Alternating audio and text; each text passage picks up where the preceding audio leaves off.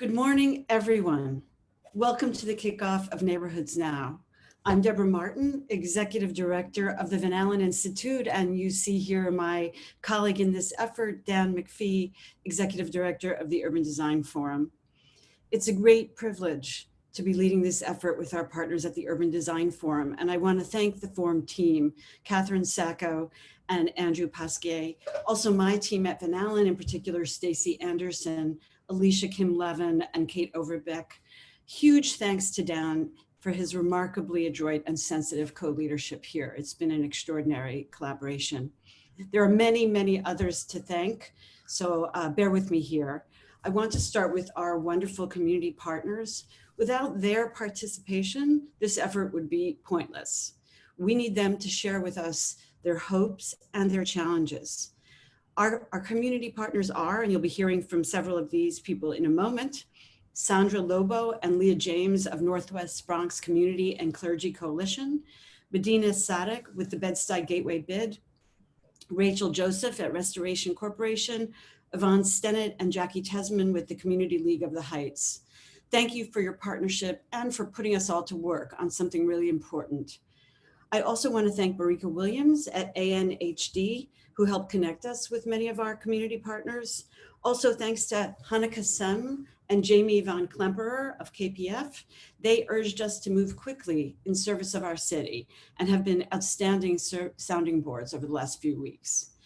To Margaret Newman, Latoya Kamdang, Jing Liu, Jared Gilbert, and Luca Baraldo, you've gone above and beyond to help coordinate our efforts. Thank you. Thanks also to Corey Duman and Michael Chen, who connected us with the fabulous design advocates. And thank you all to our many, many working group members and public sector partners. There are more than 100 of you individually who are helping to support this project. Thank you. Finally, many thanks to the Board of Directors of the Urban Design Forum and Van Alen Institute, without whose support Neighborhoods Now would not be happening. Okay, many, many thanks. I know there are others who went unmentioned, but thank you all. Today in our city, the ability to live a long and healthy life is not equally available to all New Yorkers. A baby born to a family that lives in the Upper East Side will live 11 years longer than a baby born to a family in Brownsville. This inequity is unacceptable. Resources and opportunities are at the root of good health. These include secure jobs with benefits, well-maintained and affordable housing, safe neighborhoods with clean parks, accessible transportation, healthy and affordable food, and quality education and healthcare. In New York City, access to these resources and opportunities are not equally distributed. Neighborhoods with residents of color often have fewer resources. The denial of resources and opportunities that support good health contributes to the differences in life expectancy we see today in our city. Those sobering words that I just read, they aren't mine. They're actually available to anyone who downloads one of New York City Department of Health's community health profiles. The Department of Health publishes those every year to capture the health of 59 community districts across our city. Neighborhoods Now was born from the passionate desire to help address these inequities. How we shape the built environment of our communities has a profound impact on our potential to build an anti-racist, just, and inclusive society. As our city reopens, it's happening right now, we're optimistic that this community-driven design initiative will advance the vision of a new kind of city, where social and professional alliances across diverse communities further social justice and improve quality of life for everyone. And those changes we hope will persist beyond this project for the long term. And we hope these alliances will persist beyond this project for the long term. That's what we're trying to do together right now, kicking off this minute with Neighborhoods Now. So with that, I introduce my partner in this effort, the extraordinary leader of the Urban Design Forum, Dan McPhee. Dan. Great, thank you, Deborah. It's really been such a joy to work closely with you and Stacy, Kate, Alicia, and the rest of the Van Alen team these last few weeks. Good morning, everyone. I'm Dan McPhee, Executive Director of the Urban Design Forum. I'm glad to see over 300 people tuning in for the launch of our Neighborhoods Now project. We launched this project because, as Deborah says, the COVID-19 pandemic has not hit New York City's neighborhoods evenly. The pandemic has devastated the essential neighborhoods where our nurses, transit operators, grocery clerks live and work, the people who run, operate, and maintain our city and have worked to keep us safe these last few months. The public health crisis has also become an economic crisis, deepening the racial wealth gap and revealing the enduring injustices embedded in the ways that we've planned our city for generations. If anything is making me optimistic in these last few months, it's seeing how partners like ours, community development corporations, business improvement districts, membership groups, mutual aid societies, they all got to work caring for their neighbors. They've helped to build some of New York City's greatest neighborhoods, some of my favorite streets across the city that we all need to protect. These are the kinds of organizations that we need to be supporting, both as they formulate their reopening plans, but also in building healthier communities in the coming years. I'm also optimistic because when we announced this project, people immediately rolled up their sleeves and got to work. I want to thank Deborah. I want to join Deborah in thanking everyone who leapt into our effort. We now have 125 designers, public health experts, engineers, lawyers, graphic designers, economic development leaders, and more already at work. And to the 100 others that have reached out in the last 2 weeks, we are going to find a way to put you all to work, so thank you. The purpose of this morning's forum is to gather critical information from our neighbors and critical experts that are going to give us all our marching orders. First up, we're going to hear some brief presentations by our neighborhood partners, followed by a discussion with experts in epidemiology, material science, hospitality, planning, and economic development. We're then going to invite all of you to pose questions.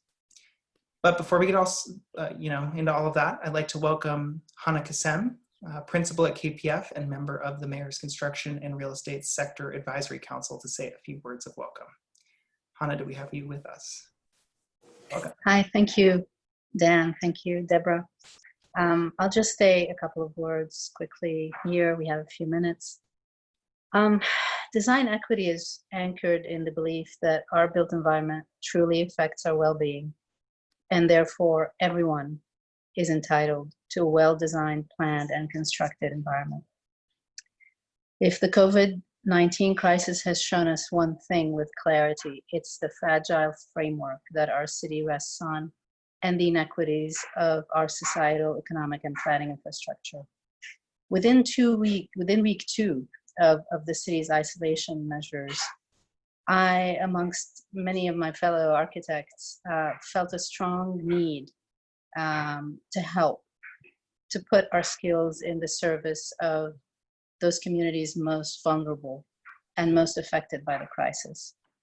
The Van Alen and Urban Design Forum, Deborah and Dan, responded to this groundswell to mobilize in the name of design equity by outlining this great initiative, which is Neighborhoods Now. Leaning into that premise that a more equitable city emerges from good listening, good communication, and from dialogues with stakeholders of each neighborhood and an understanding of each community's unique needs. Our hope is that first, we can help the various communities reopen safely and get back on their feet. Second, we can build a framework together that will empower each neighborhood to foster growth of its community in an equitable manner. KPF and all the coordinating firms on board, Cook Fox, Arup, Moody Nolan, and Volunteer Architects Limited, are dedicated to this mission, along with the 120 more architects and close to 50 supporting architectural firms that have volunteered their efforts towards this issue and this cause. So I would like to thank everyone for their generosity and dedication, and especially our neighborhood partners from Jackson Heights, Bed-Stuy, Washington Heights, Kingsbridge, for their critical participation, and that is absolutely critical to the success of this effort. The strategies employed here with success will become models for the city that point to what can be achieved through design equity. Thank you. Great. And now we're going to welcome a few of our neighborhood partners to share some brief presentations. We're thrilled to have with us this morning Leslie Ramos, Executive Director of the 82nd Street Partnership, Rachel Joseph, Director of Operations of Restoration Development Corporation, Medina Sadiq, Executive Director of the Bed-Stuy Gateway Bid, Leah James, Lead Organizer of Northwest Bronx Community and Clergy Coalition, and Jackie Tesman, Project Manager with Community League of the Heights, as well as Yvonne Stennett, the Executive Director. So first up, I'm going to welcome Leslie. Leslie, we have you with us. Yes. Nice to see you, Leslie. Thank you. Good morning, everyone.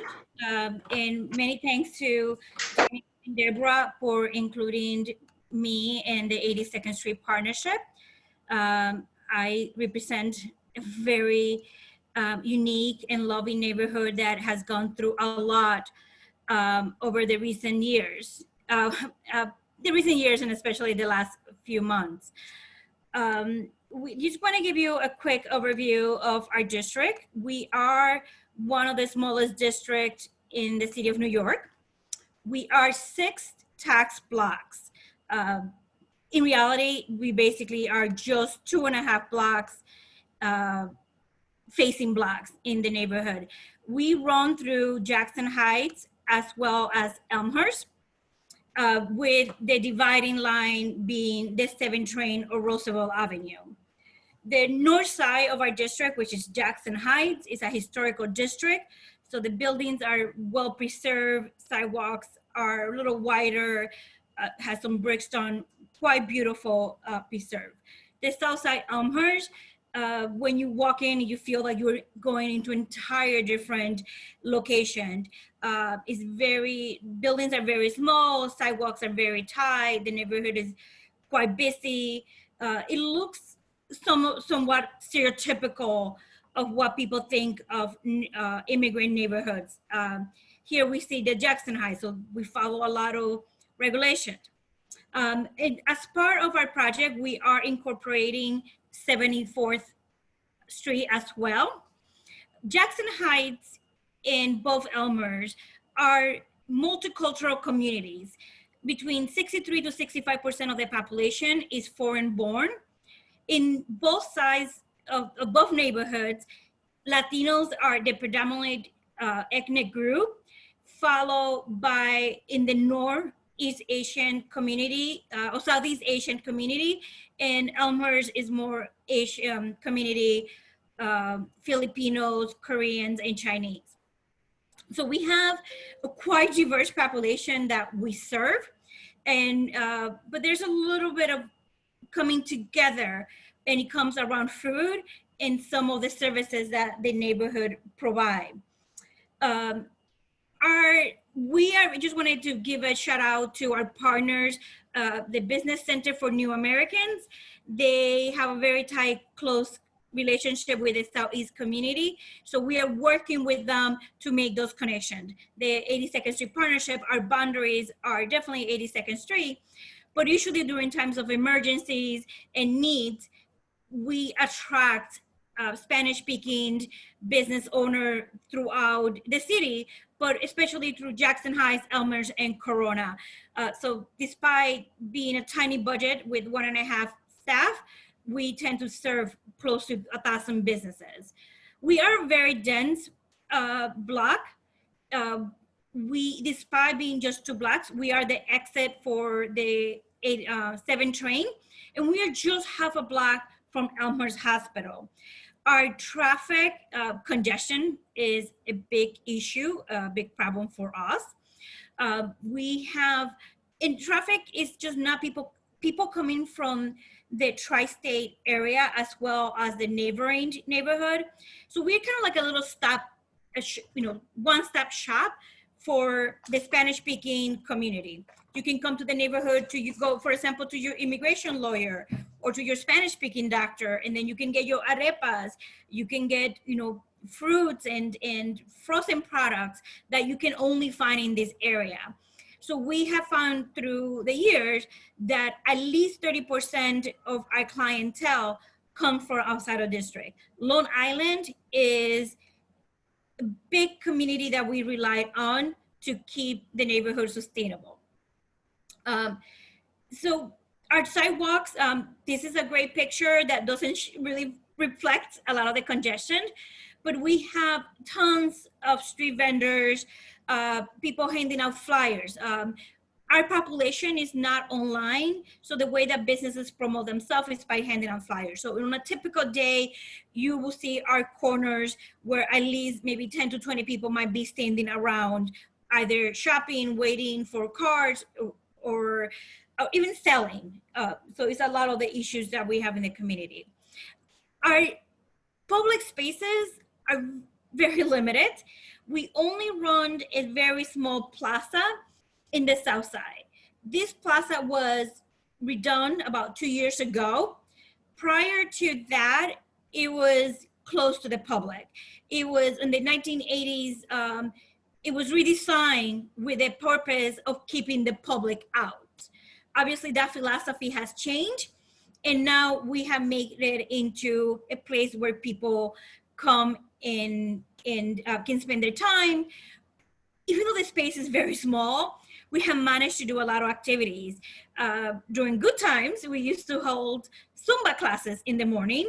And believe it or not, that was really popular with a lot of the stores in the area. What we hear from our community is that they want positive, they want community engaging activities happening at this location. So we try to do a combination of fun, bringing artists, bringing music, to bringing educational programming and health related programming. We partnered with Elmhurst Hospital, for example, to do the cooking classes. So we try to hit a little bit of the multiple population that we have. Right now, one of the issues that we're having is that we're sort of those events are competing with other type of events such as public drinking that we get a lot of complaints about. The neighborhood is the south side especially, it's mostly mom and pop shops, a lot of small restaurants, but we just had a building go up that will be housing a city Target, which is 20,000 square feet Target that will be underground, a Chipotle and a Starbucks. That is, depending who you ask, a blessing and a curse for the neighborhood. Some seeing brand names as part of progress and part of having access to goods and services, while others see it as a stepping stone for gentrification. That I think just give you, the 74th Street is a hub, a transportation hub. Here you have the 7 train, the F, I believe the M, and the E stop. So it's a transfer point for the community. We have buses in both, multiple buses. It's also a stop for buses that are making the round. That is usually their final stop before they make the way around. For 82nd Street, when we mentioned the traffic, we have, one of them is because of the buses coming through. Ambulances is a direct line to Elmhurst Hospital. We have a lot of healthcare providers. So that means we have a lot of elderly folks that come into the community that need to be picked up. So there's always people double park waiting to pick up someone or waiting for a parking spot. The north side of our district, I see it as a kind of little mini downtown for the neighborhood. We have 4 banks actually. We have every phone company that you can imagine, lots of lawyers, and like I mentioned, lots of doctors. So there's always people trying to come in and run errands. We have tried to incorporate the neighborhood. This is a neighborhood that loves coming together. They love enjoying food. In ways that we had done that is to our festival, Viva la Comida, which is for us a platform to create economic development for the area. That festival is the highest, the day where most businesses see an uptick of businesses. And that can range from 30% for those that have been in the neighborhood for long term, and maybe up to 70% or 80% for newcomers. We also discovered that this festival allows the newcomers to last at least through their first year. Businesses and restaurants that have not participated normally do not go beyond the first year in the community, which I think is something for everyone to think how we can support the businesses. One of the things that we do, and we have to rethink for the future, our festival is based all our local restaurants, plus street vendors from the neighborhood. Many of them work on Roosevelt Avenue, and then we bring some vendors from other neighborhoods to just create diversity. But one of the things that we do is we bring sitting, right? The idea is that people be together, they sit together, they eat together, regardless of, religion, culture, or language. And it's something that we have been successful. This year is going to be the first year in I think about 8 or 9 years that the festival is not going to happen. So I'm going to leave it there. And once again, I want to thank Daniel and Deborah and everyone else for giving me this platform to share about our neighborhood. Thank you, Leslie. I love Jackson Heights. Thank you. All right, next up, we're going to welcome up Rachel Joseph. Rachel, can we invite you on? Oh, actually, it looks like, yep, yeah, Rachel, you're ready. I'm here. Hi. Good morning, everybody. I am bringing you greetings from Bed-Stuy Restoration, where I am the Director of Operations. And we are excited to be part of this initiative and are very hopeful of all of the support that we'll get to open as safely as possible. So a small background on restoration. We are the nation's first community development organization. Our mission is to close the racial wealth gap. And how we do this, we provide a myriad of services to our community, financial services, financial empowerment services, which is essentially pipeline services from financial counseling to workplace readiness. We have health and fitness because we know that it's difficult in communities of color to find healthy food options. So we have a Center for Healthy Neighborhoods, which provides that opportunity. We also have environmental services to help homeowners with energy efficient equipment. We of course have arts and culture, performing arts through Billie Holiday Theater, presenting arts through the Skylight Gallery. We also have training for art training programs. We have dance and instrument training. We have a myriad of arts and culture activity. We also have a business services arm where we promote and form business entrepreneurship. So not only, we try to address the whole person so that we can help to provide access to a better life, essentially. But not only are we a platform for community services, we're also landlords. So Restoration Plaza is located on Fulton Street between Brooklyn and Notion Avenues. It's one full block. It's comprised of 9 buildings. We have a myriad of tenants, 40 tenants, which includes 4 banks. We have a restaurant, Applebee's. We have a food town. We have an array of mission-aligned tenants. We have 2 outdoor venues, which pre-COVID we would use to host large community functions and renting for public and private events. We have a 24-hour garage. We have we're managing 3 remote locations as well. One is in East New York, the other is in Flushing, the last is in Brownsville. So restoration is a vital community resource, and we are super excited to work on this project so that we can reopen in the safest means possible. What you're looking at now is the amphitheater, which we usually have a tent out in the summer, and we have weddings, we host large events. So that's one of the venues that we are challenged to use in this post-COVID environment. Currently, the community is struggling, is one of the hardest hit. Bed-Stuy is one of the hardest hit by the pandemic. We were a hotbed for the virus, unfortunately. We lost a lot of community members and leaders in the community. We have a high unemployment rate, which was exacerbated, of course, by the COVID virus. We are inundated with social injustice, unfortunately.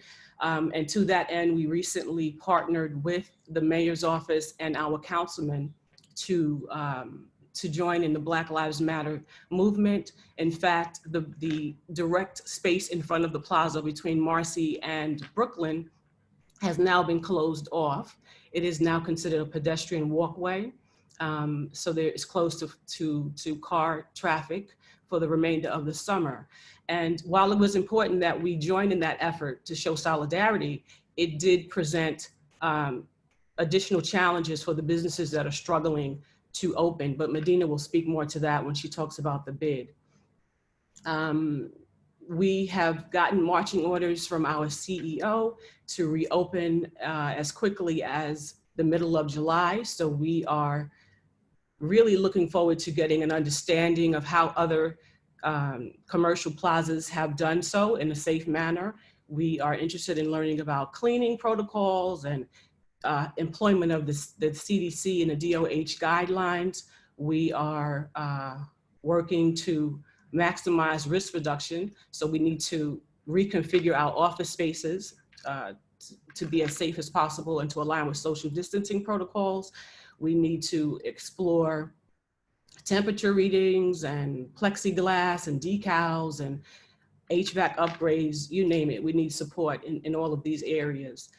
Most importantly, as importantly as well, is the messaging and the communication. So we want to mirror sentiment that lets the community know and lets our employees know that we are caring and concernful of their issues, and we want to reduce the anxiety of returning back to work.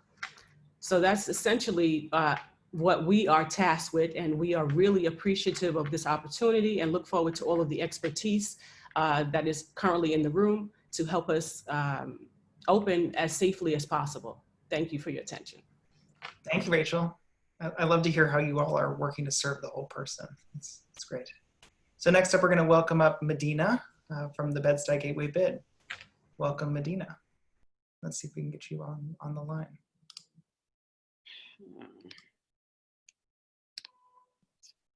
I'm here. Great. Yeah, okay. All right, I see, I got a message. Okay, good morning, everybody. Good morning, Okay. Good morning. Thanks, Rachel. Thanks, Rachel. Thanks, Leslie. And I just have to say as an aside that Leslie's neighborhood, no matter how small, is so packed with culture and experience that it was always a fun place to spend a Sunday.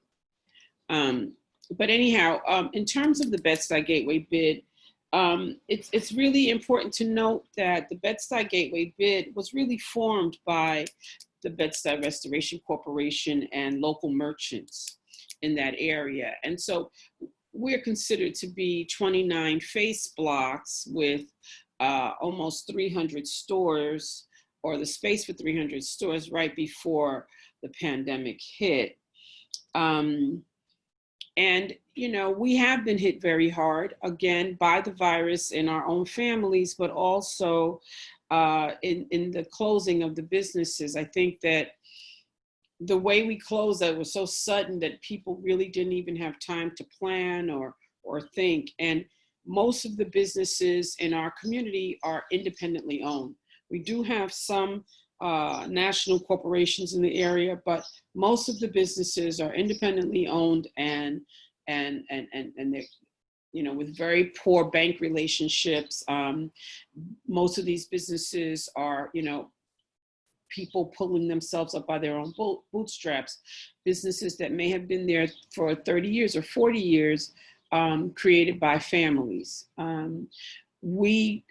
The property owners in our district, many of them too are, you know, from these family-owned buildings.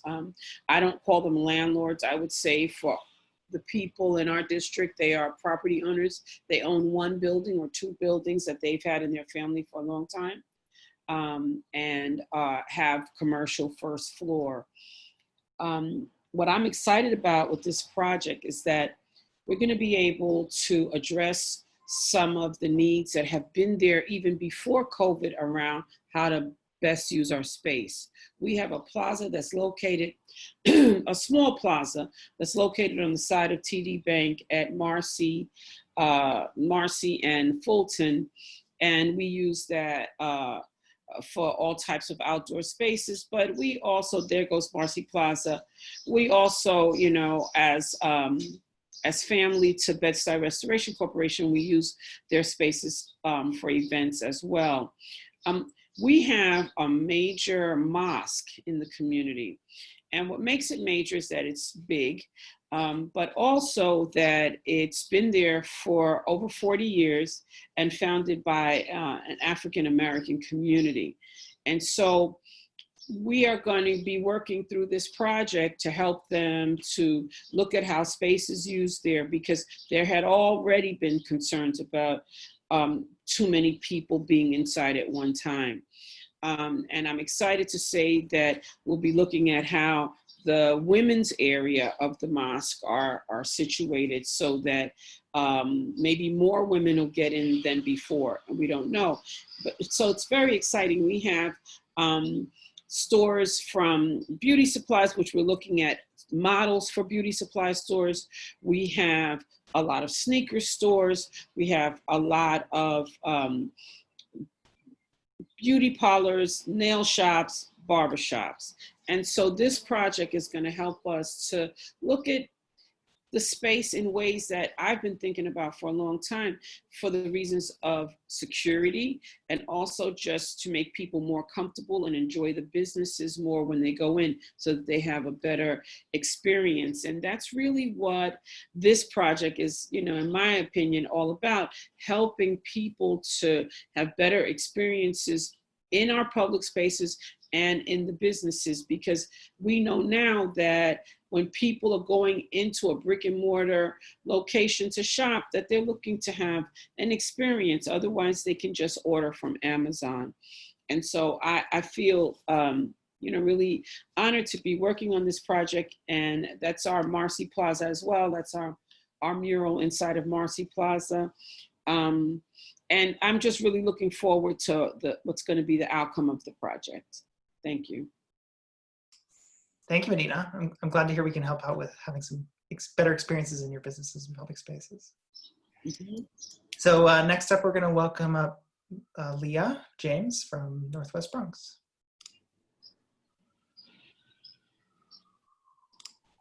Welcome, Leah. I'm just going to unmute, yes.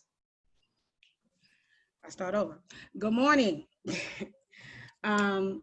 My name is Leah James. I am the lead organizer for equitable economic development at Northwest Bronx Community and Clergy Coalition. Our organization has been around for 45 years. We are a member-led grassroots organization working towards racial justice and economic democracy in the Bronx. Just to get folks who's not familiar with the Northwest Bronx, and I just announced a little couple of like staple institutions. You buy Fordham University, Lehman College, the Kingsbridge Armory, which is is the largest armory in the world, Monroe College, the 4 train to Kingsbridge, D train to Kingsbridge, and the Metro North to Fordham Road. And I think they go to the next slide. So our organization got reactivated, well not reactivated, but got activated around when the Bronx was burning. And we've been doing community organizing ever since. So the areas that we cover, of course, is economic development, health justice. We work with our health institutions like St. Barnabas Hospital, North Central Bronx Hospital, Montefiore Hospital, and also pushing for the Healthcare Act. We also organize around housing, safe, affordable housing. Back when the organization started, they started to birth nonprofit management companies so that tenants, residents in the community could have shares. And we continue to still fight and work with the city to create like the worst landlord list and so forth. Environmental sustainability, we have our weatherization program where we do provide energy efficiency to residential buildings and homeowners. We had that program for about 40 years. We also have a youth arm called Sisters and Brothers United, where we are pushing for the school to prison pipeline. And so, is the slide on? Hey, Leah, it looks like there's a little bit of technical difficulty, so we'll get it started in just a minute. But keep talking and we'll share the photos as soon as we can.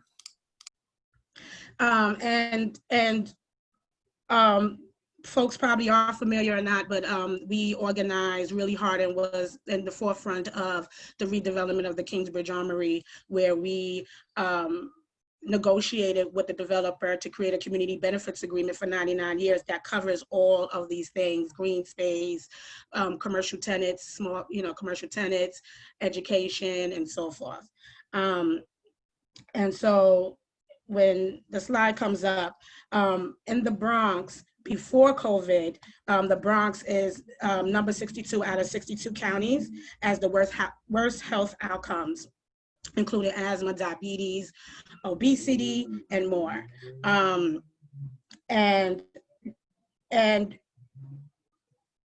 also before COVID, we had an affordability housing crisis, and the businesses in our area was being harassed due to high rents and tenant evictions, especially on the residential side. There's a slide before that, Daniel. Yeah. And so also our rezonings and other development projects had added gentrification and really high, I believe I am on one, two, I'm on the third slide. And there's a map and actually a graph, sorry, with child, looking at the high poor housing and also connecting the housing conditions to health conditions. And that's how we was able to partner with our health institutions to actually look at the hospitalization records of asthma folks in our neighborhood and tying that into the housing conditions as far as mold, lead, and things like that. And we had created a program initiative called Healthy Buildings that connects both health and housing. And this slide here, we worked with our partner, ANHD, who's here this morning with us, where we, just because of the Armory project, the small businesses are in, as part of the CBA. And so we started to organize commercial tenants about 4 years ago. And the whole strip is, of restaurants, flower shops, bodegas, and because of the Armory project, these commercial tenants haven't had a lease in about 6 years. And so we work with NHD, and we are part of a coalition called United Small Business NYC, where we were pushing legislation for commercial tenants, like the commercial harassment bill and other legislation to protect these commercial tenants. And so this survey that you see, we actually worked with folks in Jackson Heights, CBOs in Jackson Heights, Lower East Side. And as you can see from this survey that we conducted, that Kingsbridge is very high when it comes to our commercial tenants. And so the next slide, after COVID, the Bronx has become the epicenter with the highest rates of infection and death in New York City as a whole. The Bronx residents have experienced high rates of unemployment. It's always been like that before COVID. Owing back rent and impending investigations. And that's why our organization, with a whole bunch of other organizations, fought very hard for the statewide moratorium here in New York City. The Bronx received 3% of the federal stimulus and 1% for small business services loan support. And so, currently, right now, we are trying to support with this initiative to support commercial tenants of how to get that support of how to reopen, how to get signage, how to get grants. And it seems like for a lot of years, for some reason, the commercial corridor on Kingsbridge has been neglected for some years. and never received support on a state or city level. So I'm honored to basically be part of this project along with other groups from different neighborhoods. I love to hear about other neighborhoods. I'm born in Brooklyn, and so this is very helpful, and I look forward to working with you all. And not only do I work in the Northwest Bronx, I'm also a resident in the Northwest Bronx, so it's very passionate for me to work on this. So thank you. Thank you, Leah. Thank you for sharing your challenges and also for being so spectacular while we dealt with some Zoom technical difficulties. Thanks, Leah. And finally, we're going to welcome up Jackie from the Community League of the Heights, and potentially Yvonne as well. Do we have you on the line, Jackie? Great. Well, hi, hello, and thank you to everybody. A special thank you to Neighborhoods Now for inviting Community League of the Heights to participate in this project. We also have Yvonne Stenner with us, who is the Executive Director of Community League of the Heights, also known as CLOS. I am the project manager, and my name is Jackie Tessman. We're going to focus more on a study that I did through SBS because it sort of captures all the pre-COVID and post-COVID issues that we're facing now. So just a little background information on the community itself. Washington Heights, it extends from 155th Street up to Dyckman, from the Harlem River to the Hudson River. I work on specific commercial corridors, but I believe it's indicative of the rest of Washington Heights. My corridors are Broadway between 155th Street and 178th Street, and St. Nicholas between 165th Street and 178th Street. The population is majority Latino, 70% are Latino and 70%. So for all intents and purposes, the first language is Spanish. Within the Latino population, majority is Dominican, 65% Dominican, followed by a recent arrival of Mexicans approaching 10%. The Caucasian population is about 10%, and the African-American population is about 10%. We have a lot of history there, a lot of cultural institutions. These are restaurants I'll get to in a second, but just sort of background on a lot of the cultural institutions that we have and a lot of the anchor institutions we have. We have a Morris Jumel Mansion. There is the Cloisters, which is further uptown. There is Hispanic Society, which is, right, that's Hispanic Society right here.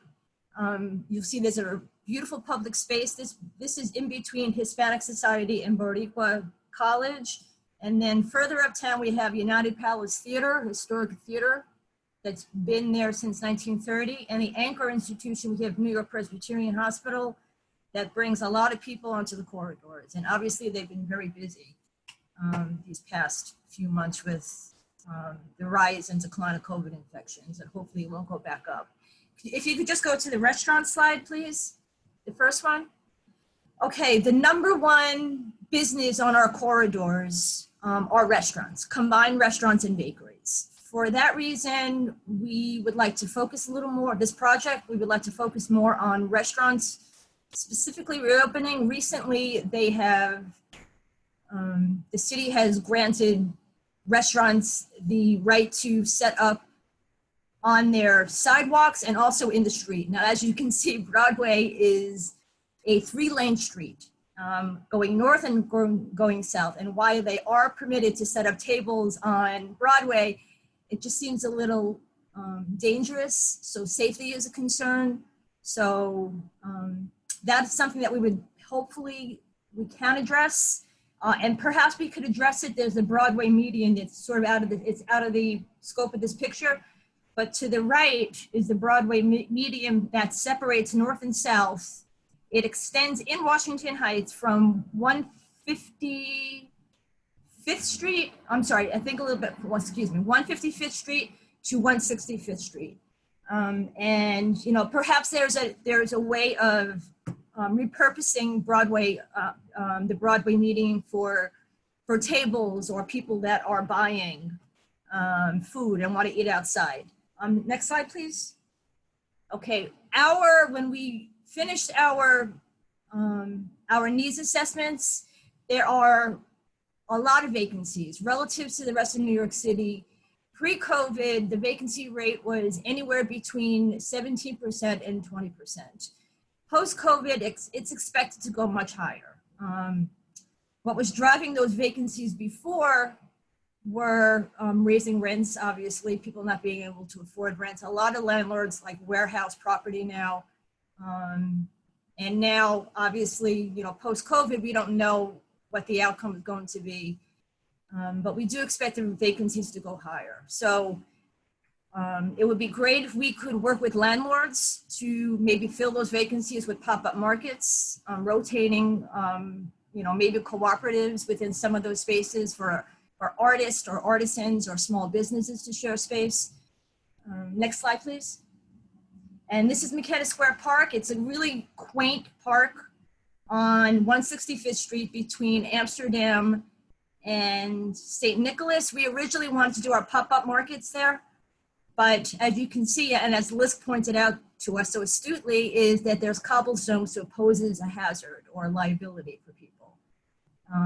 And this is the Broadway median. To the left, you'll see it's really at each intersection going up to from 155th to 165th. There are benches on either side, and there's this, really lovely cobblestone pathway that you could walk. So maybe there's a way of putting, tables to alleviate some of the congestion on the side streets for people to dine over there. And to the right, this is Ilkapayan Park. This is another very quaint small park on 157th Street and Broadway. It's relatively small, but annually we have our cloth holiday tree lighting there. And we also have our weekend walks. Locally, we call it Summer Sundays or Summer Saturdays. And that's it. We're really happy and we're really grateful that we're given this opportunity to work with you, and we look forward to whatever the outcome is. Yvonne, did you want to add anything? Sure, just again wanted to say thank you so much. We are very concerned about our moms and pops small businesses and their return, what that could look like. And also just in terms of reopening the community in a way that is celebratory. So we're hoping that through this effort, we'll be able to not just address the small businesses, but give some kind of new look to the neighborhood that reinvigorates our community. It reinvigorates people to spend within their community. So this is quite exciting and we're looking forward to it. Cloth has been in the neighborhood since 1952. We have a plethora of services that we provide. We very much like the Restoration Corporation, which by the way, I worked at during the 1970s.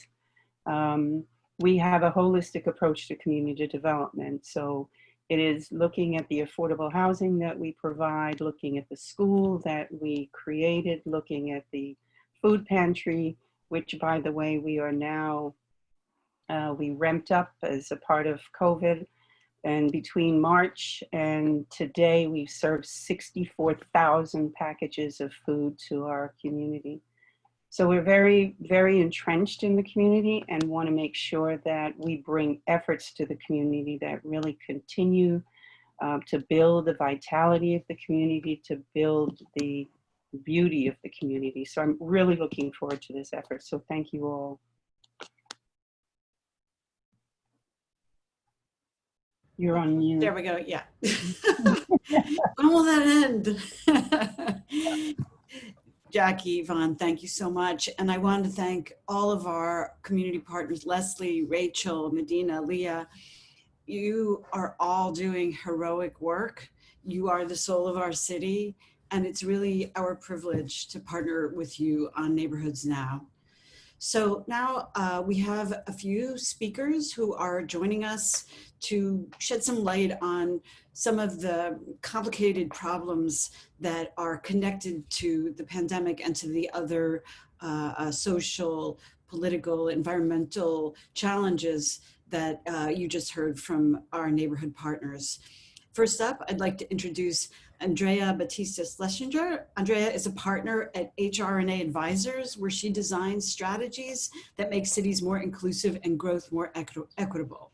As a former leader in government, think tanks, philanthropy, and political campaigns, Andrea brings a deep understanding of the capacity and role of government, advocacy, and philanthropy in making cities just and dynamic places. Thank you so much, Andrea. Take it away. Thank you so much for this opportunity. Is the audio all right? Yes. Can you hear me okay? Okay, yes, great. You're on. Okay, thank you. So thanks so much for this. I mean, it feels fundamentally silly to be considered a quote unquote expert after hearing from the community leaders who know their neighborhoods so deeply and so well. So I'm going to try to offer less expertise and more some perspective from doing this work of trying to make cities more equitable around the country, and especially thinking about how economic development itself can be more equitable. So I'm going to direct my comments to the designers, as I feel I'm similarly often in the same position of figuring out how to help visionaries, like the visionaries you just heard from, the people closest to their communities, fulfill their visions. And as we all know, as partners, it's a humbling experience, especially when we want to bring all of our areas of expertise, our strong points of view. But we can be humble while still having an important role to play, an opportunity to exert leadership and a mandate. So that's how I want to direct my comments today, to your opportunity and your responsibility.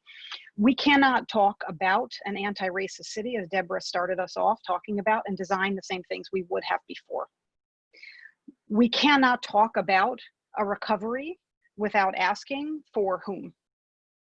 Good intentions are simply not enough anymore. And what's required of us, these experts who have the unique role of presenting options and trade-offs and telling our clients that because we're experts, we know what is possible and what isn't, more is required of us. So the first thing I want to say is probably the most important. We've been using these terms interchangeably this morning. We use these terms interchangeably every day. But there is a difference between inclusion and equity. You want both, you're responsible for both, but they are not interchangeable. And it is all of our responsibility to know and to be able to interrogate the difference. Now is a time to be precise in our language and to name what we see so that we can name what we want. It's important to think about inclusion, about people being a part of your design process and about creating welcoming places, but that's insufficient. In fact, the fields in which we operate have for too long been able to hold themselves harmless for the impacts that they have had on perpetuating racial divides by saying it was inclusive. Look at all the pictures of people putting sticky notes on the wall. They all participated. This simply won't do any longer. The Government Alliance on Racial Equity has a definition that I use in my work. A place is equitable when who you are, your identity, doesn't determine how you fare. It doesn't determine your outcomes. It doesn't determine how you feel in a place. We live in a country characterized by inequity. Who you are determines everything. We heard those statistics. We've heard it presented in the community leaders' presentations in the neighborhoods.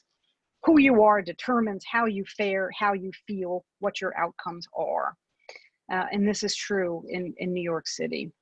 So when you're designing reopening strategies, the challenge is to stop perpetuating a trend in which the innovative and inclusive design that represents a new era of urbanism is actually making our cities, however incidentally, more inequitable, reinforcing racial divides, reinforcing class privilege. So how? Okay, the next point I want to share is really just a framework that I use in my work when I work with clients around the country who want to do something differently. And my framework is three questions. How do we make this project equitable? How do we mitigate against any unforeseen consequences that could compromise our goal of equity? And how do we use this project to make a more equitable city? So I'll go in a little bit deeper. So first, how do we make this project equitable? So how do we make it so that this thing that we're building, this plan, this place, this project, where who you are, your identity doesn't determine how you feel in it or how you participate in it or what your outcomes are. So there's some more questions to ask, to get to that. And one of the first, I think, is to identify, who are the winners and the losers? It's possible to do that, even in a design strategy. Who are the winners? For whom will this strategy, this approach, this design, whether it's physical or a policy, for whom will lives be easier? Where after this is implemented, where will this actually make some lives more complicated, more challenging? Good design in and of itself doesn't imply that there won't be losers. It's our job to interrogate that so we can plan better. Who's recovering? That's obviously a question that's on the top of all of our minds. For whom is the economy waking up? Is it businesses? Is it members of the local community who may not have a tie to formal businesses? Maybe they're informal businesses. Maybe they're street vendors. Maybe they're retired residents. Maybe they're people who are otherwise entirely isolated, except for that public space where they come to gather. The next question, I'm conscious of time, so I'm flying through, but how do you mitigate against unintended consequences? In a lot of the work that I do, the unintended consequences of development are obviously gentrification and displacement pressures. And so a lot of the work that I'm trying to do is to work with clients to say, you have to anticipate that so we can plan for it. So as we're building this wonderful thing here, what are the set of policy and practice interventions around this space that we could put into place to make sure that those, who live and work and are connected around this spot aren't forced to leave because of the success of our project. I think that's less of an issue here, but still there are unintended consequences of even the most innovative and inclusive recovery strategies. So for example, if BIDs, CDCs are taking on support measures to monitor public health, does this lead to more policing? We talk a lot about safety, and safety is essential. There is often in our work a way in which safety and security can be opposed. So the prioritizing safety can mean that other people feel more insecure. Is there a way acknowledging that dynamic and those trade-offs to lean into them and to think about safety and security and for whom? If we create new parklets, new outdoor seating areas, does this create unintended mobility challenges for the New Yorkers who rely on open sidewalk, space? Those are some examples. And, frankly, thinking a lot about the need to both use public space and for it to be, as you saw in some of the examples here, for it to be flexible space where the ongoing need to rise up has a vehicle, has a space where people can gather and demand that we do better. But the final question in this framework is, how do we take this thing we're doing in this one place and use it to make a more equitable city? And in this case, what I'm really doing is trying to challenge you, as I challenge myself, to think beyond the boundaries of this, the project that you're working on, or beyond your organizational mission. And sometimes that's hard because the incentives are within the boundaries. But the industry, in particular, the placemaking industry and the bids, and I'm not really talking about the ones here, but nationally, have historically played a tricky role as they have revitalized, quote unquote, certain places, but while making less equitable cities, I would argue, overall, because of the impacts on the communities around. So if we were thinking about, if our responsibility was such that we were holding ourselves accountable for building a more equitable city through this strategy, would that change our design? Where would it take our work? So my final thought, and I should say, I recognize that throughout this, I'm really just raising more questions than providing answers. And so I issue blanket apologies for that. I told you from the beginning, I didn't have expertise, just perspective. But I think, we are often tasked with providing answers. And perhaps there is something liberating and owning responsibility for asking questions that get to the heart of the matter. So the last thing, again, another question, but so this work is personal. I mean, yes, we're talking about firms and we're talking about organizations, but ultimately it's individuals that will engage and build relationships and try to understand vision and put that to paper and then to implementation.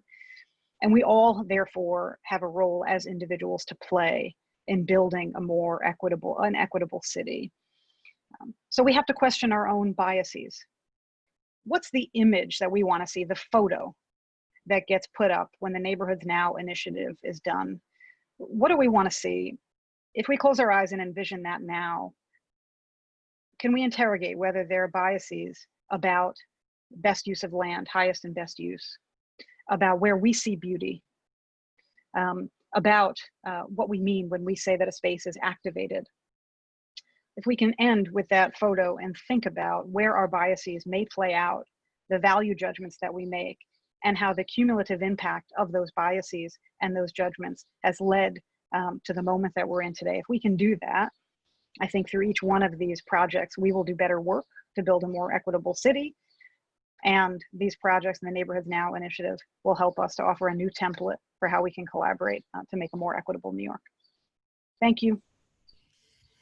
Andrea, thank you so much for those important questions. We're going to come back to some of them when we all gather at the end of our 5 speakers to speak together.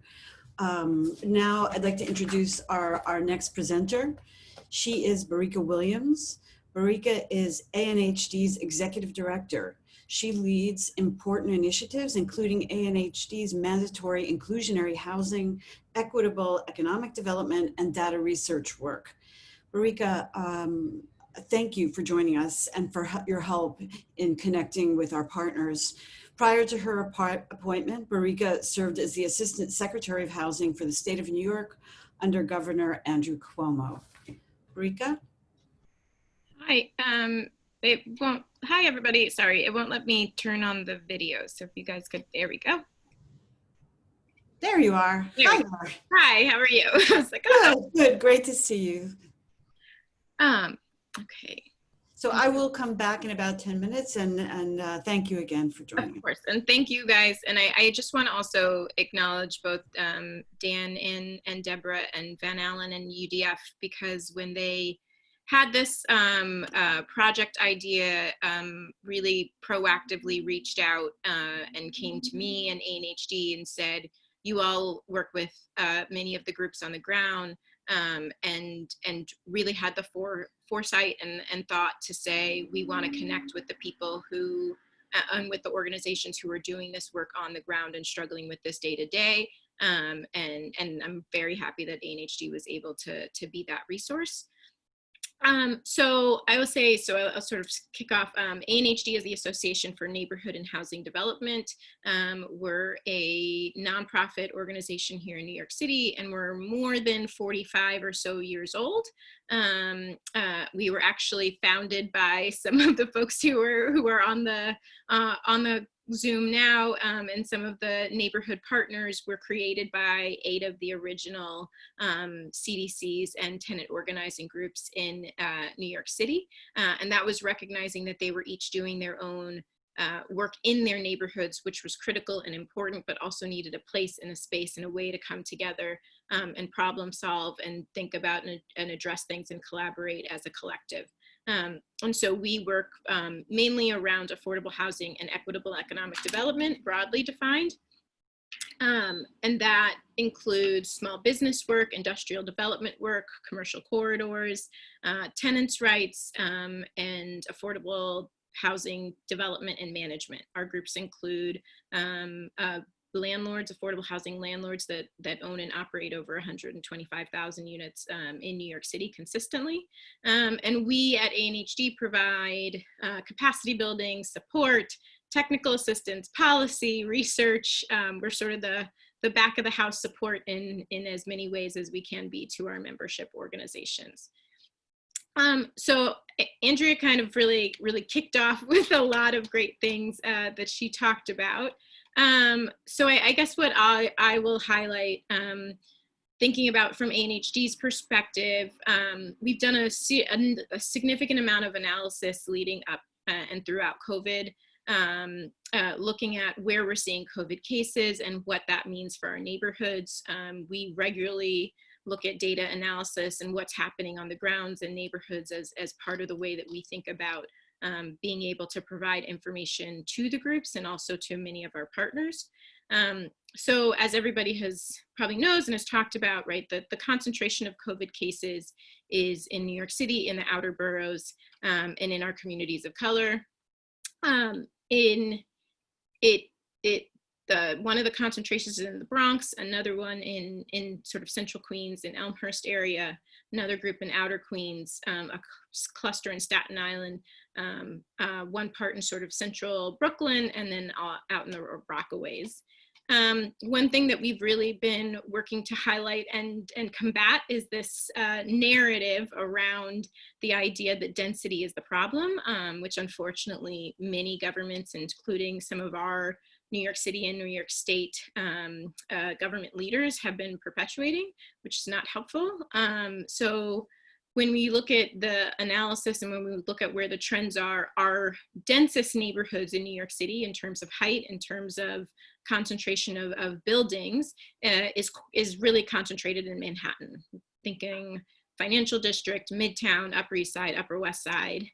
So those are our highest density population neighborhoods. What we see consistently is that where we have more COVID cases is in neighborhoods that are overcrowded. And that's really thinking about places where we have an affordability crisis, where people are doubled and tripled up. Thinking about things like multiple families operating out of one unit in order to be able to afford it, and sort of living in shifts, which is a part of how sometimes things operate in our immigrant populations, especially. And the other piece that this is strongly correlated to is not just around COVID cases, as in people of color being adversely affected, and specifically Black communities being adversely affected, but also their neighborhoods. So we have to remember that communities of color are also concentrated geographically. And so we have very clear geographic hotspots. The closest trend line for where we're seeing COVID cases is to people of color. It's not to density and it's not to overcrowding. And that's also where our frontline service workers live. So I want to sort of hop into some of the things that Andrea highlighted, and similar to her, really thinking about directing my comments more so to the designers, because I leave the community partners as the experts on their communities and on their neighborhoods. We're very fortunate at ANHD to have worked on some of the data that Leah cited around an immigrant cultural corridor analysis and report that I think came out last year, that surveyed sort of thinking about Jackson Heights, Lower East Side, and Kingsbridge as three different models and typologies for how we can think about our cultural corridors and what issues and challenges and opportunities they present. I want to just sort of give a little bit of context for thinking about, as designers, what you're coming into these communities seeing, and I would say really need to consider. So obviously, these are neighborhoods with long-standing affordability crises, both housing and commercial. Consistently, one of the top issues is how can I pay my rent? And that's both for small businesses and for residents. And sometimes that's a duality of somebody is a small business owner and a tenant of the same landlord or of similar people within a neighborhood. You're also coming into communities that, by and large, for the most part, are the victims of decades of disinvestment from government that is really rooted in racial inequities and policies that are rooted in racial oppression and discrimination. So many of these communities have not had some of the baseline investments and resources that for other parts of New York City neighborhoods are considered standard. You know, in some of our industrial neighborhoods that we work with, it's a 10, 15-year process for them to get a street light fixed. And that's standard and that's normal for what happens in that community. Another thing to consider is that for these communities, trauma isn't new and it's not limited to coronavirus. I think it was very telling and very jarring for many of us to see elected officials sort of stand up and talk about the trauma that people were experiencing with coronavirus, which is very real and very true, but also doesn't recognize and didn't acknowledge that many of these neighborhoods, especially the hardest impacted neighborhoods, have been and continue to be plagued by trauma for decades. And so trauma for many of these communities isn't a new concept and isn't a new phenomenon. And coronavirus is an amplification or a continuation of an existing trend there. Another piece to sort of note is that the movement for Black Lives Matter, the protests, the conversations about racial equity and justice, about anti-racism and anti-oppression is a daily conversation in many of these communities and neighborhoods. They have long-standing experience with police brutality and violence against their communities of color and immigrant populations. For many of them, they're going to have a different interaction and different experience with policing than maybe you might find in other neighborhoods and communities in New York City and in other places across the globe. And that's to say that this is not a new conversation, right? This might be in the national discourse and global discourse in a way that it hasn't existed for many of us over the past 30 or some odd years. But for many of these neighborhoods, this is something that they see every day. Unfortunately, some places, George Floyd is not an abnormal occurrence, it's more of the normal occurrence. And so there needs to be an understanding and recognition of what that means, and that this is not an eye-opening moment. This is a, well, it's great that everybody is finally seeing what we see all the time moment. I think another piece to highlight is that for many of our communities of color, they have a lot of prior experiences with people, organizations, and government designing for our communities and not with our communities, and that they're places of experimentation and petri dishes and places where people can come and try something, and not really, to Andrew's point, not really listening to what it is that people are looking for themselves for their own communities and neighborhoods. And so oftentimes some of what we see and what we hear is some resistance and some concern around working with external partners because there have been so many practices of sort of external partners being somewhat predatory. I'll wrap up, Deborah. And so I think, and Andrea highlighted this, so but I just want to reiterate it, is really understanding that many of the practices, best practices, and experts, quote unquote, as we're called, really lift up white, wealthy, and straight normatives. And that's not what these communities are. And so there's a real need to be reflective, to pause and recognize what you're bringing to this community and whether or not it fits what this community is and what they're looking for themselves. And lastly, that a return to normal is not the goal. We're not looking to go back to normal. Normal hasn't been working in these communities for decades. Normal has been what has created a system that excludes us. And so that is not what we're looking to recreate. Marika, thank you so much. We'll come back to some of the points you made, but I think you provided some extraordinary guidance for our teams, and that's very, very helpful. Okay, our next speaker is Luisa Burrell. Luisa is a distinguished professor at the Department of Epidemiology and Biostatistics at the Graduate School of Public Health and Health Policy, City University of New York. Luisa's research interest is race and ethnicity, socioeconomic position, and neighborhood effects as social determinants of health, something our first two speakers have been touching on. Luisa? Thank you, and good morning. Thank you so much for having me. Good so morning. I'm going to share my slide, and then I get started. So thank you for the introduction. And again, thank you so much for inviting me. When I got the email, I felt, oh, this is another thing I had to do work for. You should have enough. However, this is something that the minute I read it, it was very close to my heart. First, because as you say, align perfect with my research interests. And second, because I had some personal connection with 3 of these neighborhoods. My family and I live in Washington High. I work Columbia University, so I know Washington High very well.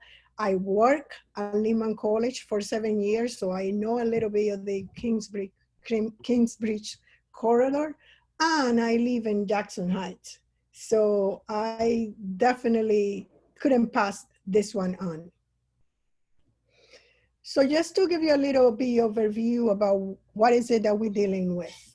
As we know, this is a new virus and it started or was identified late December. However, we knew that something was cooking since September. At the beginning, we thought that it was just going to be an epidemic, meaning that it was going to be localized to China. But the minute it started to spread up to Europe, we say this is going to go far beyond a country. This is going to become a pandemic very quickly. And fair enough, the minute that travel started from Europe to the United States, New York City, which is the biggest hub in the US, was the most affected.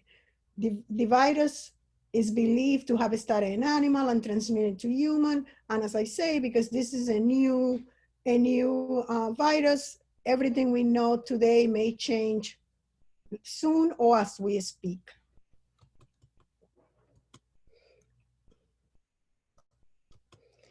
So the virus transmit very similar to the flu. Coughing, sneezing, possible talking and breathing. And it has an incubation period or the time from like when we get exposed to the time we develop symptom between 2 and 14 days. However, we know that the mean average right now it has been between 5 and 6 days. One of the things that is very concerning is the new routes that are coming every day and how the virus it can be transmitted. As you know, very few days ago, there was the fecal matter, and that brought attention to the public restroom. And since way before this virus, we knew that every time we flush the toilet, there is going to be a wide spread of bacteria and microorganisms flowing in the air, going into the walls, going into surface in the bathroom. However, this is going to be a new thing as we move into reopening business, workplaces, et cetera, et cetera. And the reason why this is so important is because the virus lasts a long time in certain surface. So for example, we know that in metal, ceramic and glass, it can live up to 5 days. Cardboard can be between 4 hours to 8 hours, wood 4 days, et cetera, et cetera. So how do we prevent this virus from spreading? At the personal level, everything is about hygiene. Washing our hands for at least 20 seconds, avoiding touching our eyes, nose, and or mouth, whether we wear a glove or not, that's the rule. The mask is definitely a must, and we know that it's been very effective. And social distancing, of course, is what we call the most cheap public health prevention program for this epidemic. And with that, we should avoid large social gathering. So what do we know? And I am not going to repeat a lot of what had been said by Deborah, Hannah, Andrea, and everyone else. So right now, worldwide, we have 9.6 million cases and almost 500,000 deaths. Out of those, the United States comprise 25% for both cases and death. New York State represent around 20% of the cases in the US, and out of that, New York City is taking 50% in the context of death and new cases. So who is being affected? At the beginning, we thought this is going to be an equalizer, meaning that it was going to affect everyone regardless of the age, sex, race, color, wealth, you name it. However, that was a naive assumption. Based on everything that we had listened to this morning, we know that from the beginning, this wasn't going to be an equal distribution in the population, especially when we started to see who was being affected. People with particular condition, people that were out there considered essential worker, people that because of their life characteristic couldn't take time off or work from home. So right away, this was already a situation that it was going to widen the racial ethnic inequity that we see in this country. And fair enough, that's what happened. Every age category, and just to be clear, we don't have race and ethnicity for all the testing that have been done in the country. We only have information for about 48%, 50%. But whatever we have is indicating that African-American are being more, African-American or Blacks are being more affected at each age category.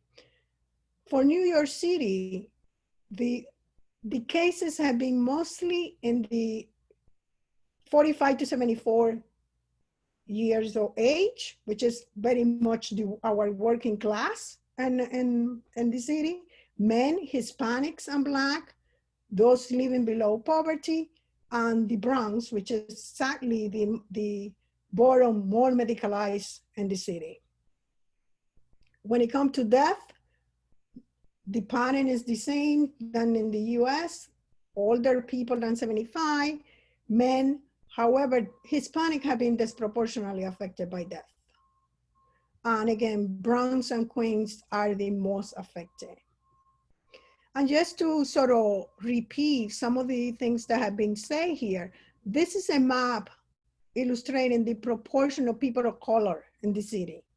And if I put aside a map indicating where the cases are, you can actually see that they overlap literally perfectly in each one of those zip codes. So this is the reality of the city. So thinking about reopening. So most of the prevention measures that we know are at the individual level. But when we think about reopening, this is going to be a two-way street because you have to think about yourself and you also have to think about the customer. And in those neighborhoods that were mentioned or are included in this project, interestingly, most of the consumers are local. So we need to definitely keep in mind how we're going to protect our community, because those are the people that are going to spend in the business when they are open. So what we know about this is about cleaning and disinfecting. And this is all based on what we know of the lifespan of the virus. So cleaning for at least 1 minute, leaving the disinfectant. There are a specific guideline about the disinfectant that can be used in particular surface. But the most important thing with this is that every business has to develop a plan. What is going to be the cleaning agenda? When is it going to happen? How is it going to be implemented? And given that we are learning every day, this had to be not only sustainable, but it had to be revised frequently based on the guideline. So we know that there is a wide range of information being thrown at each of us, by the news, the web, the social media, and everything. But the most accurate information for business and workplaces right now is CDC, and for us, and the New York City Department of Health. And it's very important to keep up with the New York City Department of Health, because although they are following the CDC guidelines, they are translated to our context, who we are, how dense or crowded our place is. So we need to follow what is in the New York City Department of Health.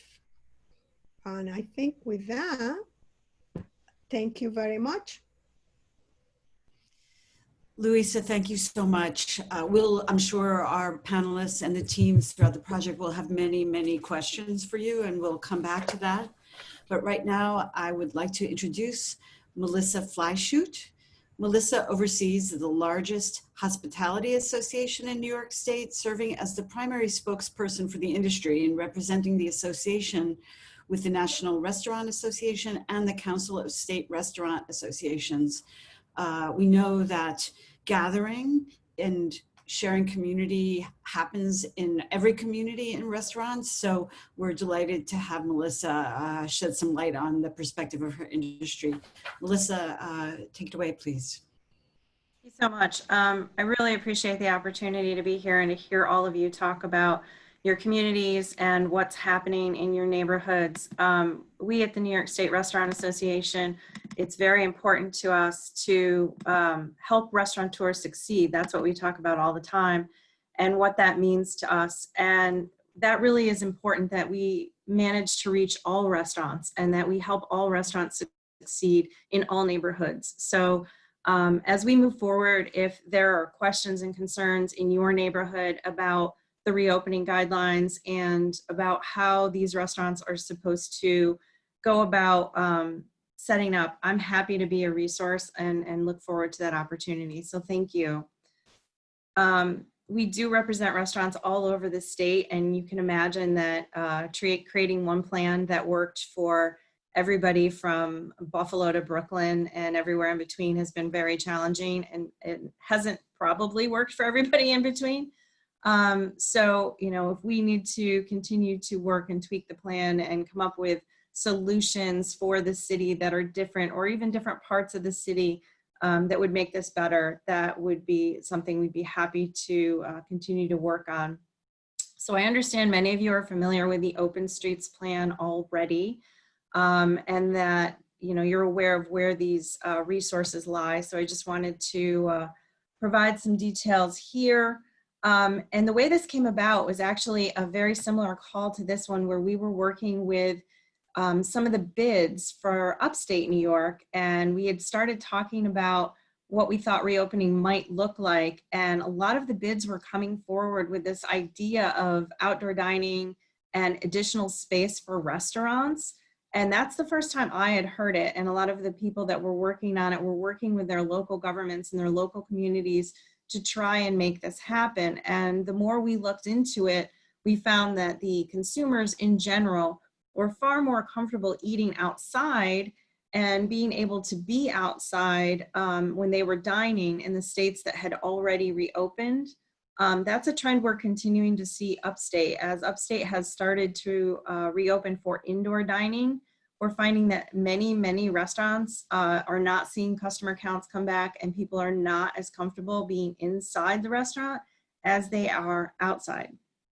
Again, that poses a whole slew of potential problems in New York City. It's very complicated to have outdoor dining because the space is just not as frequent. If there's not as much of it, you have to be very creative in how you look at space in the city. I think this is one of the best resources that the designers can look at from the standpoint of the additional open restaurant seating space. The city has provided this on their website, so I just wanted to share this. In particular, some of the challenges we're seeing with outdoor space is, in this particular case, how are you going to handle people waiting to be seated? And that would be true indoors or outdoors. That has been a constant concern of both the state and the State Liquor Authority. where do we have people waiting? What does that look like? Are they social distancing? How is that working at the restaurant? So that's something to consider in both phase 2 and phase 3 of opening. What does it look like for those people? Are you going to have a reservation system? Are you going to have walk-ins? I mean, those types of things don't work for everybody in all cases. So you have to really think those issues through. Sidewalk seating has a couple, interesting ways that they look at it. There's certain areas where you can have it, certain areas where you can't have it. It's certainly safer than what we heard earlier about some of the concerns with the street tables and chairs. There are concerns there, of course, and there might be better solutions than putting tables and chairs in the streets. The one area that we dealt with a lot was with the state liquor authority. Once municipalities and even some counties wanted to open up these additional areas, there became concerns as to how you serve alcohol in those areas. And I think for those of you who've been following the governor's statements on this, open container has been a particular concern for the industry that has raised a lot of questions and concerns. So when takeout is happening from a restaurant or a bar, that alcohol is not supposed to be consumed standing outside the restaurant, standing outside the bar, sitting in a park, walking down the street. So open container has been one of the primary concerns as well as people congregating and drinking open container while they're not social distancing and not wearing masks. So those led to some new executive orders from the governor on how he's going to crack down on that. And one of the ways he's doing that is to make restaurants and bars responsible for the area outside of their restaurant into the street up to 100 feet. And it really was to give the state liquor authority a way to police that area. We worked well with the state liquor authority. They were the ones who really helped to ease up on how this all goes down and how people are allowed to serve on the streets and how the municipalities are set up to approve their additional space. So thanks to them. And we also worked closely with the Department of Transportation in New York City and Small Business Services as well to get all of these requirements set up and this expedited process for allowing additional places to serve. So we were really grateful for all of them and making the restrictions easier as we move forward. In the time frame that we have, I don't want to spend too much time going over the details, but I will try to highlight some of the concerns and questions that have come up as we have walked through this in other areas. Again, you can self-certify. This is a very expedited process that we're very happy to see the city come up with that made it a lot easier to get this additional space approved. And again, the SLA, you just do it through the city and it's all taken care of, which is good. There is an expedited form for outside on your sidewalk if you haven't had that space before. So you need to look at that as well. State guidelines. So even the city is following the state guidelines, and we have indoor dining guidelines in phase 3, and we have outdoor dining guidelines in phase 2. Right now, there's no change in phase 4. There's no increase to the 50% limit on capacity in phase 3. And we don't think that that's going to change in phase 4. We don't know when that's going to change. So it's important to configure your restaurant in a way that is going to maximize your customer count. And we really think that outdoor, no matter what it looks like for you, whether it's sidewalk or street or how you manage to do that, if it's a plaza, that you try to figure out a combination of ways to do this, because it's just going to take takeout and delivery and outdoor and indoor to get you anywhere back to where your sales were beforehand. We did break down some details here in my slides, front of the house versus back of the house. That's how the industry talks, and that's how we look at the restaurant and how we break it up. So there's challenges in front of the house. The big challenge is back of the house, kitchen space. How do you social distance in a kitchen? How do you wear a mask and a face shield when it's sweltering hot in the kitchen? but that is a requirement. So you have to have a face mask or a shield or some kind of covering in the back of the house. But I will make sure my slides are available to anyone who wants them, and I will turn it back over in this for time's sake. Melissa, thank you. And I do want to emphasize that Melissa has connected us to some great resources, and we'll make sure that everyone has access to them. And we'll have a moment, we'll come back to her in a moment with the panel. Our final speaker and presenter is Allison Mears. Allison is an architect, associate professor of architecture, and fellow of the Urban Design Forum. She's also director and co-founder of the Healthy Materials Lab at the Parsons School of Design. And clearly we're going to need to source healthy materials. So Allison. Thank you. Thanks, Deborah, for including me in the conversation. And Andrew's going to help me with my slides presenting from the Google Drive. So next slide, thanks, Andrew. So we established Healthy Materials Lab at Parsons in 2015 to work with community members, designers and architects, faculty and students to rethink how we design in community. I'm going to begin this morning with a little background about our work and then briefly discuss some design responses to COVID. Next slide. At HMO, we research and collaborate with a broad range of experts exploring the relationships between human health and building materials. COVID has tragically revealed the compounded inequities and trauma of our current unequal systems to reveal Black and Brown people and people living in poverty that are at compounded risk. Next, please. We know that the materials that are used to make buildings, we do, others don't necessarily know this, that the materials that are used to make buildings, cities, objects, and furniture are becoming part of our biological systems because materials shed and release chemicals into our environments, which are then absorbed into our bodies. Next, please. So we're the first generation to spend 90% of our life indoors. And recently with COVID, this figure has been closer to 100%. But our indoor spaces are filled with invisible chemical hazards, making indoor air 3 to 5 times more toxic than the polluted outdoor air. Public health practitioners identify this as a silent epidemic. So research has established that, next slide please, that genetics may account for only 10% of diseases, and the remaining causes are triggered by the social determinants of health. We talked a little bit about that a little earlier. And these are economic and social conditions that determine individual and group differences in health. So we see these determinants, the next slide after that, Andrew. We see these determinants tragically revealed in the COVID crisis. So we can look at all these other factors that are actually making many of our fellow New Yorkers more at risk than others. Next slide, please. So we heed the advice of health and medical experts. We must aggressively invest in prevention, safer alternatives, and our public health infrastructure. We need to build healthier and more resilient communities as a key step, and dramatically reduce people's exposure to the harmful chemicals in their environment and protect those who have suffered generations of institutionalized racism and made them more vulnerable to exposure. Next slide, please. I will share these slides. There's a lot of information on them. So we're more vulnerable to the novel coronavirus if our defenses have been compromised by chronic illnesses like cancer, diabetes, or asthma.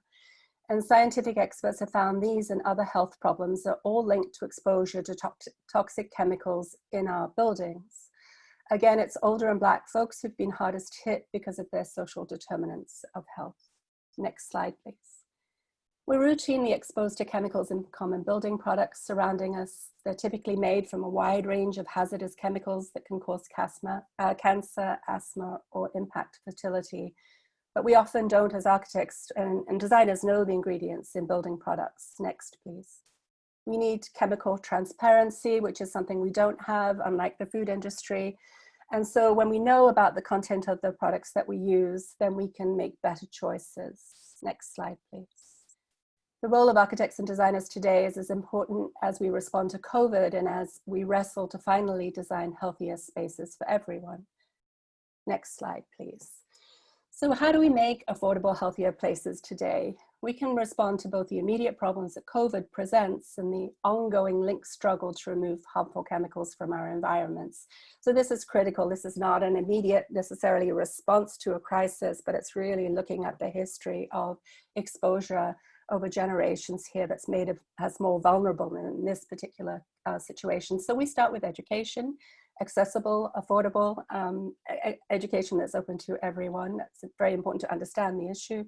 We demand ingredient transparency. We all should do that. We should move problematic chemicals. We should use healthier products in key locations, increase ventilation and filters, increase access to outside air, use cleaning, green cleaning products, and design new approaches now to meet current challenges. We work with a number of partners. Next slide, please. For example, Mount Sinai, who's designed this handy little chart that we've worked with them on. So we can take simple common sense steps to make change in our lives right now. Open a window or leave your shoes at the door, for example. Next slide, please. For deeper learning on material health, we offer a bunch of online courses and a growing range of free educational materials so that everyone can understand this, and as community members, they can leverage this knowledge to advocate for themselves and their communities. Next slide, please. Health product declarations are an important tool in understanding ingredient content. So we all, architects and designers, demand HPDs on everything you use. Next slide, please. All of us can start to understand the problem, and the problem is that 85,000 unregulated chemicals in common use. This is a great little simplified way of understanding chemicals. It's to divide them into classes. And as we think about removing, specifying better products, it's trying to remove some of these chemicals from the products we use. Next slide, please. In particular, we look at antimicrobials. It's one of those 6 classes that may be a new piece of information for some of us. Antimicrobials don't have a particularly beneficial effect. Soap and water is better. And antimicrobials are harmful to us as chemicals, disrupting some of our immune functions and killing beneficial organisms in our lives. So next slide, thank you. We identify building areas where a change would provide the most beneficial health impact. If we're looking at affordability, sometimes just choosing a better paint. We use a lot of paint. If we can choose a better paint, that's a win for us. Next slide, please. Consider all of your maintenance issues, critically important, right? These 4 things, the protocols, the supplies we use, the air quality, and pest control are particularly important. Next slide, please. The Environmental Working Group has great guidance on best practices. Next slide, please.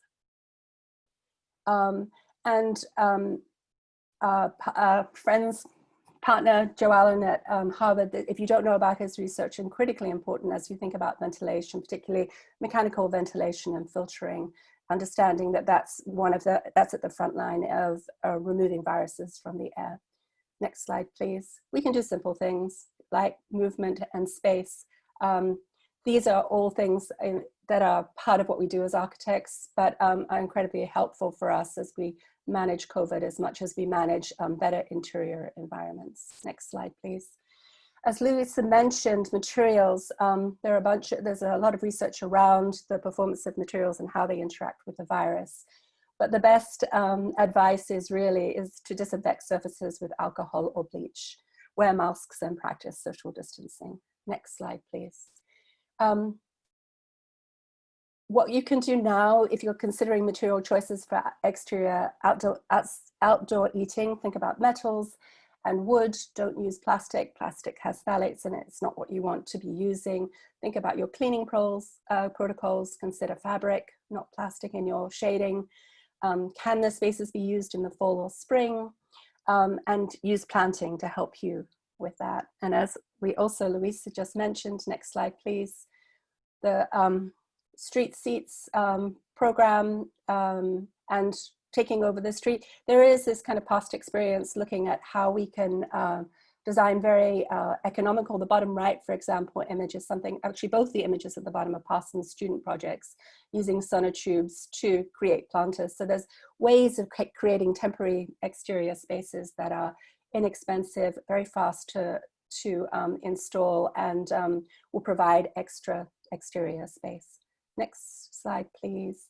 Finally, certifications have begun to include materials guidance and material transparency in their criteria for certification, so we can look to those for guidance.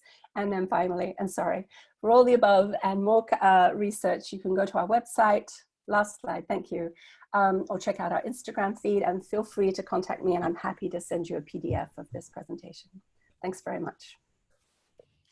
Allison, thank you. I want everyone to know that all of the presentations will be available and shared. At this point, I want to invite our presenters to all turn their videos and their microphones back on. Andrea, Barika, Luisa, and Melissa, and Allison, we have about 10 minutes for a conversation amongst the five of you. And I'm going to start us off with a question. Barika, you said that the communities that your organization represents have experienced a kind of history of designing for the community, but not with the community. And I wonder if you could talk a little bit about that in the sense of, Allison raised the point of how can particular projects be framed to create a more equitable city in general. So I wonder if you could speak to that, and then any of you who want to join in on that. Okay. So I think when I'm saying designing for a place as opposed to with the place, I think oftentimes some of the experiences we've seen and had are that people, designers, but also not just designers, this happens in policy spaces and other spaces, come in with a preconceived conception of what a place needs to look like. That to Andrew's point, I love how she put it, there's an image in somebody's head of what it's supposed to look like. It's gonna have a certain type of font or a certain set of colors, or the street will flow in a certain way, or people will gather in certain spaces. And that doesn't necessarily reflect how our communities operate and experience space, right? So gathering on a stoop and sort of spilling over into the street is very common and very comfortable for many communities. That's not something to be necessarily controlled or policed. So I think there's this question of what is the example? What's the best practice, the ideal, that picture that people are aspiring to? And did they create that image themselves as individuals, as organizations, as policymakers, or did that image really evolve from listening to and having conversations with the community and neighborhood?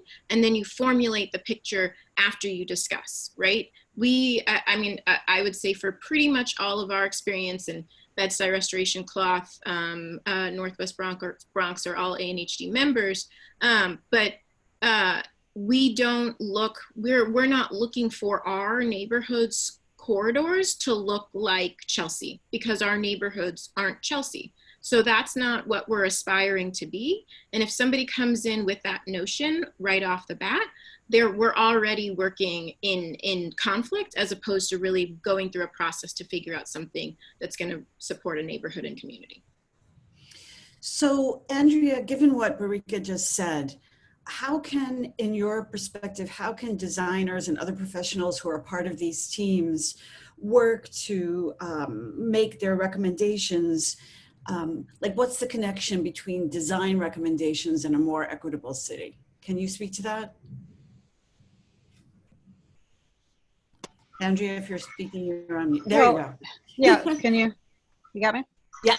I mean, the connection is everything. The recommendations represent a vision, and either that vision is one in which New York City is a more equitable place, or, I mean, I'm not trying to oversimplify, Deborah. I think the way to do that, I think, is some of what I was attempting to offer, of saying, okay, let me look at my recommendations through the lens of, if they were all implemented, who wins and who loses?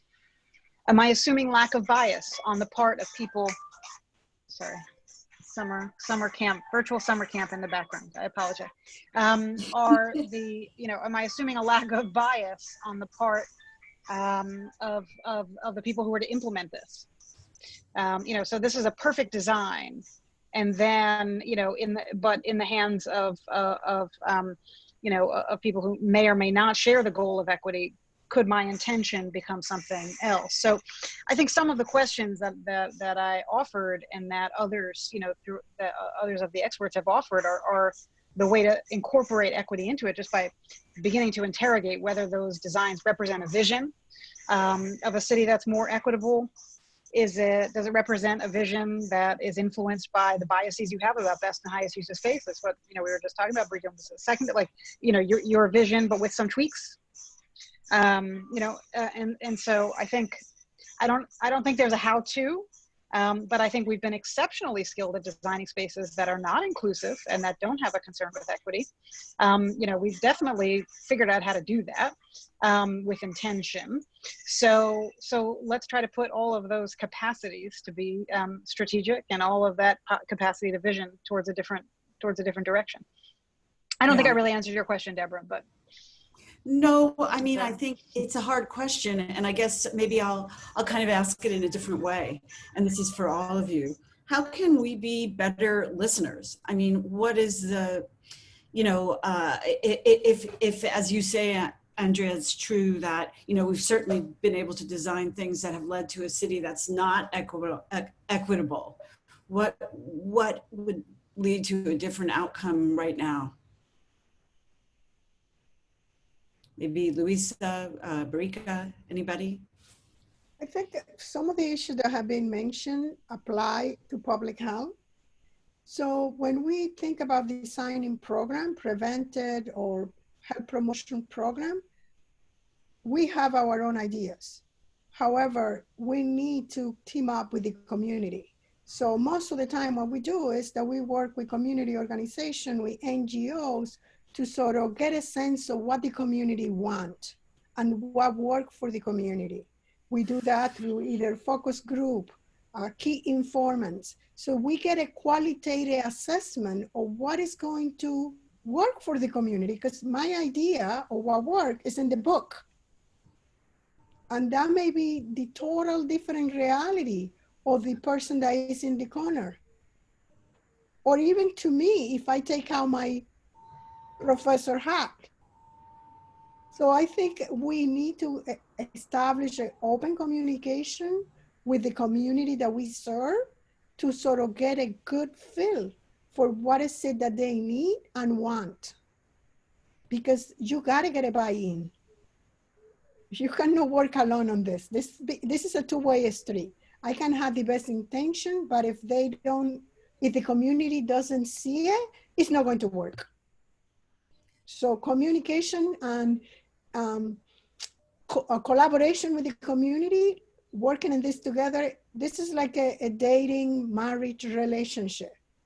We have to work together. Otherwise, it's not going anywhere. And Brika or Andrea or any of you, how do we make the marriage work? What's your suggestion here? We'd like to see. Well, I'm not an expert on that particular thing. Yeah, so you can let's ask my lawyer. But I would say, but collaboration. I just want to say one thing. There we go. I just want to say one thing about what Luisa just said. Some of it is also in the timing of when do you go to the community. So, are you going to the community when you just want to define the problem? Okay, people want X, and you emerge with like very generic kind of statements of, all right, this is what. And this is what we have to do. This is the problem we have to solve. Frankly, many of those exercises, when you're starting that big, you could not have done that exercise and had a sense, and then, and continue, and it probably won't actually define the parameters of the project. So some of it, when are you asking? What are you actually trying to extract? Do you believe that people are the ones who define the problem, but you are the one that has the answer? I think any of the people that we heard from the community organizations would disagree, and that would say that the best ideas actually emerge from the people who are closest. So that the other piece is, and this goes to Luisa's point, are you talking to people who are going to disagree? So if you only talk to the business owners and you don't talk to the street vendor, then have you come up with a strategy that's actually inclusive? So, who are you trying to validate your premises and who's going to challenge your premises? And too often that's not like in the scope of work. But that's essential to being able to check yourself, your biases, and, whether you're actually thinking about how something will affect people, beyond your immediate client or beyond your immediate project. Sorry, I got animated about that particular point. I didn't mean to cut anybody else off.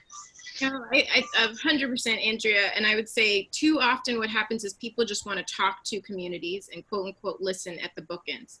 When they're defining the problem and it's like, tell me what the issue is, they really only want to hear from a certain audience, a particular segment that's going to let them define the problem the way they wanted to define it in the first place. And then on the back end, it's coming to a community with a 95% baked concept and want people to stamp and sign off on the concept. And Leah James and the team at Northwest Bronx can tell you eons about the process of somebody coming and saying, okay, here's our proposal, give us feedback. And the proposal is so complete and so done. The project is so designed that there's no space for feedback in any of this, right? So I think there's part of it is, who are you coming to? How consistently are you coming to them? How much space is there to actually get feedback, to actually make adjustments and make changes, not just small changes, but big, significant scope and concept changes. And then the other piece, this sounds like a very simple thing, is that I would say time and time again, we see that when you ask Deborah about listening, like how do we be good listeners? The first part is to believe people. That sounds like a very simple thing, but the number of times where we have 25 people communicate to government, this is the experience, and government says, that's not real. We have somebody say, well, that doesn't reflect our data. Well, that's because your analysis doesn't actually tie to this community's experience. And I know Louisa could speak to this around health, where people repeatedly say, I'm experiencing pain, and nobody wants to listen to them. They don't believe that that pain is real. So part of that bias, part of that systemic and institutional racism and biases and discrimination is that we listen to people, but we don't actually believe them. And if this is gonna work, if the marriage and partnership is gonna work, you have to believe what people are communicating to you and respect it and value it. Marika, I thank you. I'm afraid I have to leave it at that because we're at time, and I'm gonna introduce Dan in a moment, but let me say that speaking for my colleagues here in the design community, and as Hannah said, the almost 50 firms that are participating and have offered to participate in this project, we really take that to heart, what you said. We don't want to, we want to listen, and I know that this project is an attempt to reframe how these collaborations can work and what the outcomes can be. So more to come. We will share these presentations, and with that, I want to thank our presenters. I want to thank our community partners, all the participants, and turn it back to Dan to close the program. Great. Well, with that, we're going to close out to this morning's program. I want to welcome back all of our community partners and panelists to flick on their videos so I can thank you all face to face, and maybe also take a selfie. And while they do that, I just want to thank everyone else, all 400 people that joined us this morning. We'd love to hear from you. If you're interested in learning more about our endeavor or signing on to provide your expertise, please visit us at urbandesignforum.org and vanallen.org. We've certainly got our work cut out for us. Our working groups are already hard at work trying to find some immediate fixes in the challenges of reopening, and we're excited to share their prototypes, installations, and recommendations later this summer. So please stay tuned. So with that, looks like most of everyone is back on, so we're all gonna smile and say cheese. But thank you guys all so much for your incredible work. We're so happy to support you, and we're so grateful to the experts who are providing their time for us. So thank you all. And say cheese. Oh, all right. And with that, we're gonna close out. Thank you again, everyone, and have a great day. Have a good week. Thank you so much. Thank you. Thank you so much. Everybody.